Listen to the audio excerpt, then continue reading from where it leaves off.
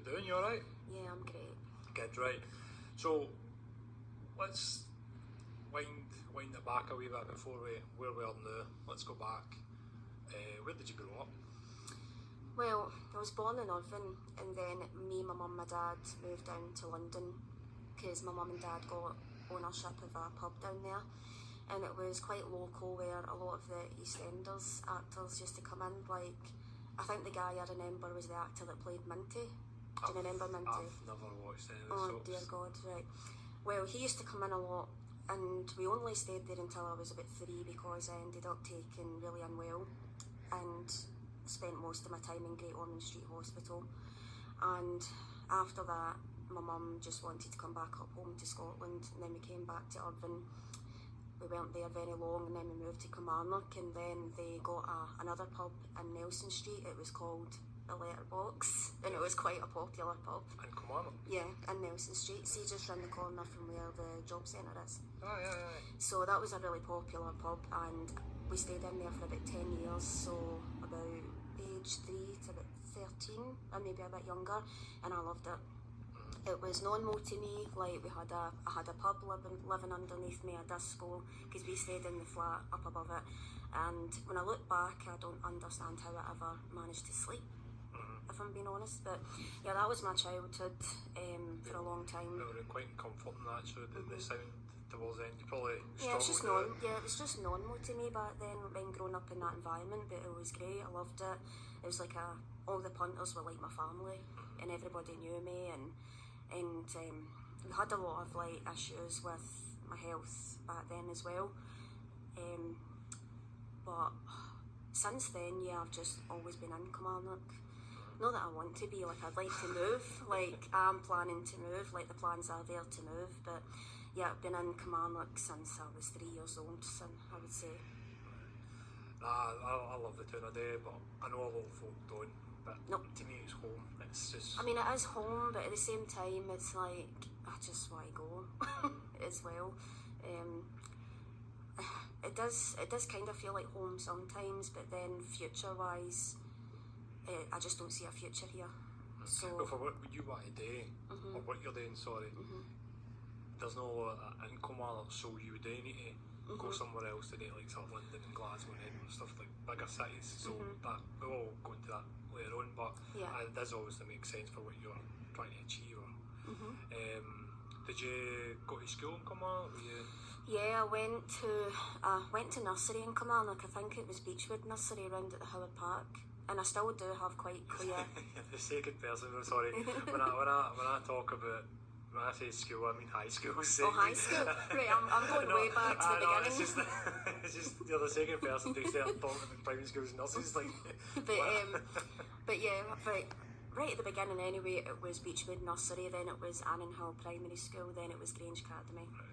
And then I went to Kilmarnock College, and I was there for quite a few years, but... What did you study? Oh God, I studied everything. Like, I didn't get on very well at school because I get bullied quite a lot, so the teachers had made a programme for me to only be at school like a day and a half, and then my rest of the time would be spent at college, and that was starting off with beauty.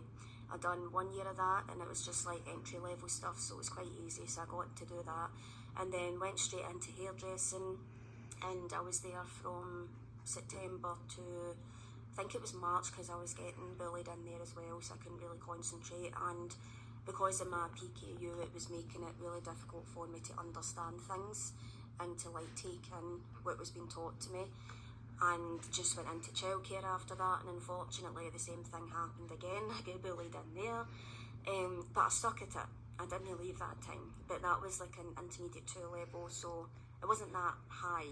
But after that I decided to move into the NC social care, and I had to redo that course 3 times, but that wasn't due to bullying, that was due to ill health, and that's when I got diagnosed with the Crohn's disease. Right, so just when you talk about the Crohn's disease in a minute, but the bullying, like, if you don't mind me asking, what was it you were getting bullied for? What was it? What was the reasons that they would say? Well, bullying was a thing that never actually left me. Like, I think people would call me a target. Bullying actually never stopped for me until I was 26 years old. Really? At school, began at primary because I was different, because I had a peg tube in my stomach, I had really bad skin because of my eczema. People didn't like to touch me, like if they touched me they would like scream and wipe the touch. It was quite horrible. And then in secondary school, the touch thing was an issue, but the girls, as they are when they're teenage girls, they're so bitchy and nasty. And the whole first year it was the girls just, you know, slagging me, calling me names, threatening me in between classes, following me home, beating me up outside my front door. There was actually a really embarrassing time where the school had to send me home 10 minutes early every day so I wouldn't get attacked. So like, the school's done that, like, sending you home in 10 minutes, that's not resolving the issue. No, it's actually making it more obvious. Like, I didn't realise that at the time, because at the time I was just quite happy to get the F out of there. But now as an adult... You can't swear, by the way, you can fucking swear. But now as an adult, I'm just like, I didn't really like, it just kind of made it really obvious. Did they ever actually try to educate the people in the school? They did in primary, but in secondary I think it's because it's a much bigger unit with people, different larger groups of teenagers and kids. Like, it was just really hard to control, because when I was at school, when it is just getting worse bullying, but when I was at school I remember it wasn't just me that was getting it, it was other people, and I watched what they go through. Like, people used to spit in their food and used to take off their jackets and set them in fire and fling them in, and they were really expensive jackets, and I would No, set them on fire. And like chuck them in bins and stuff like that. And there was times where I was in the PE changing rooms and I would get attacked and jumped in there, and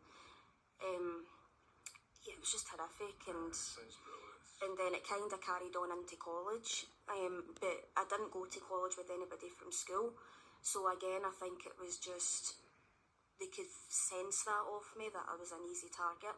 And after all the trauma I went through at school, it didn't really prepare me for going into college or anything like that. You think going into college where it's it would an all stop. adult environment? No, it's not the case. It happens at uni as well. Like, it's really not the case at all. No, it's absolutely horrible. It's not something I ever wish upon anybody. No, I don't, because it ruined my life for a long time, and I know I'm 30 now, and it was like only stopped recently, like when I was 26. It will stick with you all your life. It's not. Yeah, it does. Especially even when Kamala, like, it's a small town. Well, it's not a small town, but everyone knows everybody sees it. See, when you going by somebody that did bully you, all that's quite easy. Bring back feelings, bring back memories. I mean, some of them have actually apologised for it, which was grateful, but only a couple of them have done. I don't expect anybody to apologise for that, because obviously it's embarrassing, and when you're adults you grow up and you change, but I do appreciate that a couple of people have had the guts to do that, which was nice, but it's definitely something that never leaves you. It definitely affects your personality and affects how the person you're going to be, and some people don't even make it to this age because of bullying crap. Exactly. And sometimes I'm surprised that I don't know how I made it through, because the anxieties that I felt just going outside my front door to go to school and to go to college and to even go in the town to shop, even when I was like past all the school days, and like when I was like 20, 21 years old, it was terrible. It was like I never left school. And then like when I was going nights out and stuff, there would be girls that I would have some issues with that would just never leave me alone, kind of thing. But it's horrible. It's just like you're constantly trapped in that time period of your life, and it just never leaves you. But I'm grateful it stopped now. Like, I've had about 4 years of peace.